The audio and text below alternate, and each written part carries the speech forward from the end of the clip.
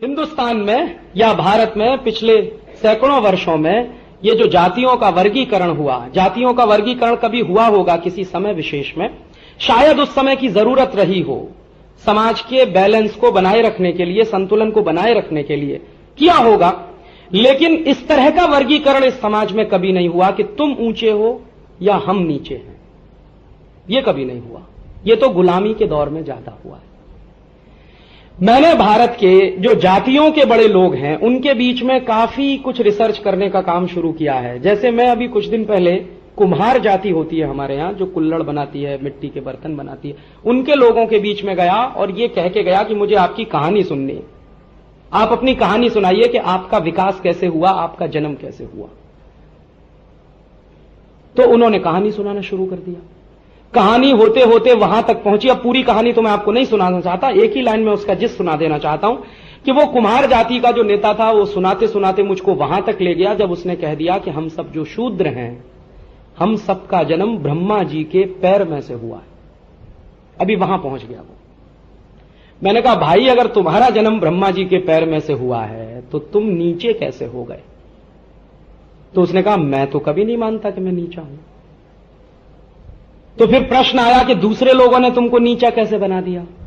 तो उसने कहा वो सवाल मुझे नहीं मालूम, लेकिन मैंने जो महसूस किया कि वो अपनी मान्यता में अपने को नीचा नहीं मानता है। वो कहता मैं तो ब्रह्मा जी के पैर से पैदा हुआ।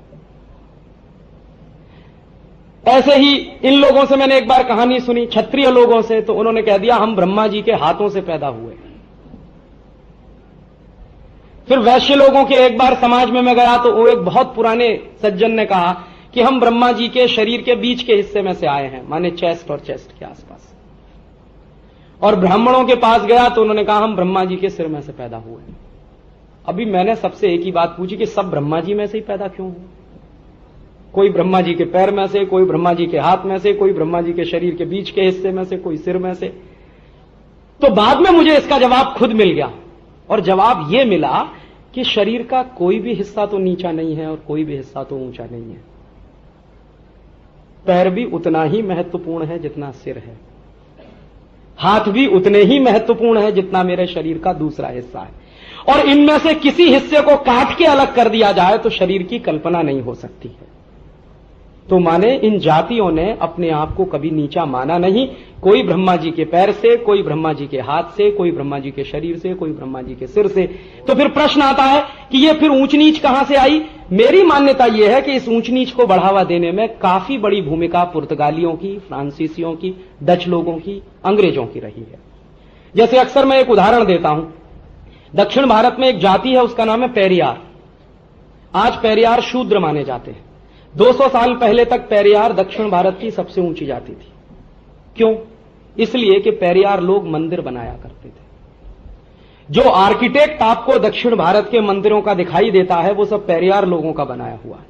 और क्या गजब का आर्किटेक्ट है उन लोगों का। मैंने तो दक्षिण भारत के कुछ मंदिर तो ऐसे अद्भुत देखे कि एक मंदिर में आप खड़े हो जाइए, आप चिल्लाइए, बाजू वाला आपकी आवाज नहीं सुन पाएगा। एक कदम हटके चिल्लाइए तो 3 किलोमीटर तक आवाज जाएगी। इतना गहरा आर्किटेक्ट इस देश में रहा जिन लोगों के पास, उनका नाम है पेरियार, तो वो नीचे कैसे हो सकते हैं? फिर पेरियारों की कहानी इकट्ठा करना मैंने शुरू किया।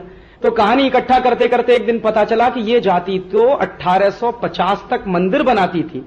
मंदिर बनाने के बाद मंदिर में प्राण प्रतिष्ठा करती थी। उसके बाद मंदिर सौंप दिया जाता था दूसरे लोगों को। बाहर से कभी मंदिर पर आक्रमण होगा तो फिर सुरक्षा के लिए आ जाते थे। तो ये नीचे कैसे हो गए फिर? तो इसका रहस्य मुझे मिला 1890 में अंग्रेजों ने एक सर्वे किया इस देश में जातियों के आधार पर। पहला सर्वे है इस देश का जातियों के आधार पर, 1890 का। उस सर्वे में अंग्रेजों ने जानबूझकर पेरियारों को सबसे नीचे रख दिया। अब उस सर्वे को जो करवाने वाला ऑफिसर है उसके कुछ पत्र मिले हाउस ऑफ कॉमन्स की लाइब्रेरी में और इंडिया ऑफिस लाइब्रेरी में। उनको कोरिलेट करने की कोशिश जब मैंने की तो उसने चिट्ठियां लिखी हैं, और वो चिट्ठी ये लिख रहा है कि दक्षिण भारत के समाज को अगर हमें खंड खंड तोड़ना है तो इस समाज का सबसे मजबूत हिस्सा है पेरियार, इसको तोड़ना पड़ेगा पहले। और ये कैसे टूटेगा? ये तब टूटेगा जब हम इनके महत्व को, इनकी प्रतिष्ठा को नीचे ले आएंगे। तो अभी तक ये मंदिर बनाने वाले लोग हैं, फिर हम इनको अछूत घोषित कराएंगे। तो फिर ये मंदिर नहीं बनाएंगे। मंदिर नहीं बनाएंगे तो इनका आर्किटेक्ट का ज्ञान खत्म हो जाएगा 3-4 पीढ़ियों के बाद, और जब वो ज्ञान नहीं रहेगा तो प्रतिष्ठा तो अपने आप ही खत्म हो जाएगी, हमारा काम हो जाएगा। ये है अंग्रेजों की चाल। और उसके बाद पेरियारों को नीचे ले आया गया और उसके बाद उनको शूद्र घोषित कर दिया गया। बेचारे आज भी पेरियार उस इलाके में शूद्र माने जाते हैं। उनको मालूम नहीं है कि अंग्रेजों ने उनके साथ कितने भयानक खेल खेला। यह हिस्सा हिंदुस्तान के तभी तमाम दूसरे लोगों का। तो अभी सभ्यता का नवीनीकरण कैसे करें हम? मुझे ऐसा लगता है कि जिन लोगों की इज्जत और प्रतिष्ठा को नीचे लाया गया है, इनकी इज्जत और प्रतिष्ठा को अभी ऊंचा ले जाने की बात कहनी पड़ेगी। तो वो कुछ बात ऐसे कहनी पड़ेगी कि तुम तो सब ब्रह्मा जी के पैर से पैदा हुए हो, पैर सबसे ज्यादा महत्वपूर्ण है। अगर पैर नहीं होगा तो शरीर चलने वाला नहीं है, माने तुम्हारे बिना यह समाज चलने वाला नहीं है। और तुम्हारी भूमिका अगर इतनी महत्वपूर्ण है कि यह समाज चलने वाला नहीं है, तो समाज के साथ आपको समरस होना ही पड़ेगा, या हमको उनके साथ समरस होना पड़ेगा। तो एक किस्सा है गणेश पुराण का। गणेश पुराण में शंकर जी उपदेश दे रहे हैं, कुछ ऋषि उनके साथ बैठे हुए सुन रहे हैं। हिंदुस्तान की माइथोलॉजी अगर समझनी हो तो ये जरूर पढ़ना चाहिए, गणेश पुराण। और ये कुछ मैंने पढ़ना शुरू किया। तो वो किस्सा क्या है? वो कह रहे हैं ब्रह्मा जी बैठे हैं, शंकर जी उपदेश दे रहे हैं, तो किसी ऋषि ने पूछ लिया है, शायद कोई ऋषि है, उनका नाम मैं बोल रहा हूं, कि आप आने वाले समय में आधुनिकता को कैसे परिभाषित करेंगे। तो कोई ऋषि है, वो कह रहे हैं, शंकर जी के बोलने से पहले कह रहे हैं कि मैं आने वाले समय में आधुनिकता को परिभाषित ऐसे करूंगा और मैं ये कहूंगा कि शूद्रों की जय हो। तो मुझे जवाब मिल गया गणेश पुराण में कि भारतीय सभ्यता का अगर नवीनीकरण हमको करना है तो ये बात हमारे सामने स्पष्ट है कि शूद्रों की जय हो। गांधी जी ने इसको एक दूसरे तरीके से व्याख्यायित किया है कि हम सबको शूद्र हो जाना चाहिए। शूद्र होना कोई गलत बात नहीं है। शूद्र माने हाईली स्किल्ड सोसाइटी। कुम्हार है, लोहार है, चर्मकार है, ये सब क्या है? इंजीनियर्स ही तो हैं। कुम्हार मिट्टी बनाने, मिट्टी वाला इंजीनियर है, चर्मकार चमड़े वाला इंजीनियर है, लोहार लोहे वाला इंजीनियर है। तो ये सब इंजीनियरों की ही तो जमात है, तो हम सबको हो जाना चाहिए इंजीनियर। माने सबको हाईली स्किल्ड पर्सन हो जाना चाहिए, तो हम सब शूद्र हो जाएंगे। तो शूद्रों की जय तो होने ही लगेगी, तो सभ्यता का नवीनीकरण हो जाएगा। जो गिरी है हमारी सभ्यता, वो सभ्यता फिर ऊंची भी उठ जाएगी। कुछ इस तरह के काम करने होंगे। तो हम जब ये स्वदेशी की बात करते हैं और मैं लोगों से कहता हूं कि आप बाटा का जूता मत पहनिए, तो लोग पूछते हैं क्या पहने? आपके गांव का मोची जो बनाता है उसको पहले पहनिए। माने उस मोची की प्रतिष्ठा बढ़ाने के लिए बहुत जरूरी है कि आप उसका बनाया हुआ जूता पहने, ताकि वो आपके साथ रागात्मकता महसूस करे। अभी हम उससे अलग हो रहे हैं। कैसे अलग हो रहे हैं? दुकान में जाते हैं बाटा की, एक एक दुकान में घूमते हैं, अपना पैर लेके जाते हैं। हमारा पैर का नंबर मान लीजिए 8 है।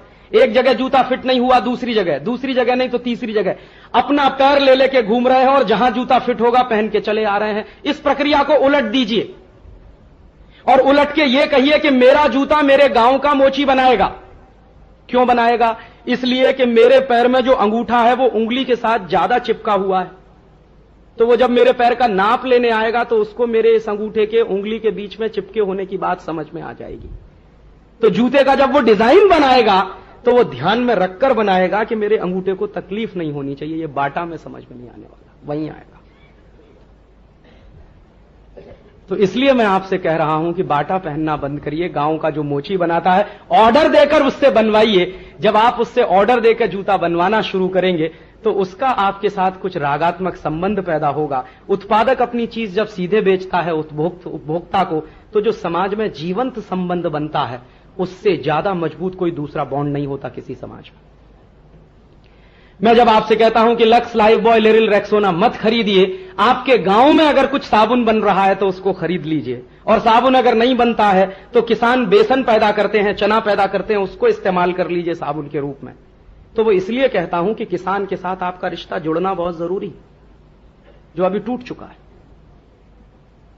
मैं जब आपसे कह रहा हूं कि कॉलगेट, क्लोजअप, सिबाका, फॉरहंस मत खरीदिए, आप नीम का दातुन खरीद लीजिए और गांव के किसी आदमी को कहिए कि वो नीम का दातुन तोड़ के आपको देना शुरू करे, तो आपका उसके साथ रागात्मक संबंध बनना बहुत जरूरी है। दातुन तो आएगा ही, पैसा भी आप देंगे, लेकिन आप और उसके बीच में जो संवाद पैदा होगा, वो संवाद एक मजबूत बॉन्ड बनेगा और समाज की शक्ति बनेगा। इसलिए स्वदेशी होना बहुत जरूरी है इस देश में, और ये उदाहरण देते चले जाइए और ये समझ में भी आता चला जाए। तो अभी आज के व्याख्यान में एक अलग तरीके से मैंने स्वदेशी की व्याख्या की है कि हमको स्वदेशी क्यों होना है। अब तक आपने सुना होगा कि अमेरिका पैसा नहीं जाए, वो तो ठीक ही है, और आज का व्याख्यान सुन के आपको मैं कहना चाहता हूं कि अमेरिका पैसा जाए ना जाए इमैटीरियल है। मेरे समाज का बॉन्ड मजबूत होना चाहिए, गांव के मोची का जूता पहनकर। मेरे समाज की शक्ति बढ़नी चाहिए, गांव के आदमी से दातुन खरीदकर। मेरे समाज की शक्ति बढ़नी चाहिए, गांव के किसान का बेसन खरीदकर, दूध खरीदकर, ये खरीदकर, वो खरीदकर। इसलिए स्वदेशी की तलाश अपने पड़ोसी से शुरू करिए। जो आपके सबसे नजदीक बनता है वो सबसे पहले स्वदेशी। बड़े कारखानों में जो बनता है वो देशी। स्वदेशी, देशी और विदेशी तीनों की परिभाषाएं स्पष्ट करिए। निरमा स्वदेशी नहीं है, देशी है। गांव में बनता है अगर साबुन तो वो स्वदेशी है। प्रॉमिस स्वदेशी नहीं है, देशी है। नीम का दातुन मिलता है या दंतमंजन बनता है मेरे गांव में, वो स्वदेशी है। तो पहले तलाश करिए स्वदेशी की, ना मिले तो देशी पे जाइए, और परदेशी तो बिल्कुल नहीं, क्योंकि सभ्यता का नवीनीकरण करना है हमको, और भारतीय समाज को भारतीय बनाना है, यूरोपियन नहीं बनाना है। और तब इसमें देखिए कि ऐसे कौन कौन से माध्यम हैं जो आपको विदेशी बनाने में लगे हुए हैं। मैंने आपको कहा, एक तो शिक्षा, कॉन्वेंटियन एजुकेशन, उसका पूरा का पूरा क्यूरिकुलम। दूसरा, आधुनिकता का एहसास कराने वाले वो तमाम उपकरण जिनको आपने मान लिया है कि ये सभ्यता की निशानी है, वॉशिंग मशीन, टेलीविजन, या फिर रेफ्रिजरेटर, या फिर वगैरह वगैरह। तब आप पूछेंगे, राजीव भाई आप हमको आधुनिक नहीं बनने देना चाहते? मैं जरूर चाहता हूं कि आप आधुनिक बने, लेकिन आधुनिकता की परिभाषा बदलिए। यूरोपियन होना, अमेरिकन होना आधुनिक नहीं है। माने हम यूरोप जैसे हो जाएं, अमेरिका जैसे हो जाएं, ये आधुनिक होना नहीं है। हम भारत में रहते हुए आधुनिक कैसे बने, ये सोचने की कोशिश है। हिंदुस्तान में या भारत में पिछले सैकड़ों वर्षों में ये जो जातियों का वर्गीकरण हुआ, जातियों का वर्गीकरण कभी हुआ होगा किसी समय विशेष में, शायद उस समय की जरूरत रही हो, समाज के बैलेंस को बनाए रखने के लिए, संतुलन को बनाए रखने के लिए किया होगा। लेकिन इस तरह का वर्गीकरण इस समाज में कभी नहीं हुआ कि तुम ऊंचे हो या हम नीचे हैं, ये कभी नहीं हुआ। ये तो गुलामी के दौर में ज्यादा हुआ।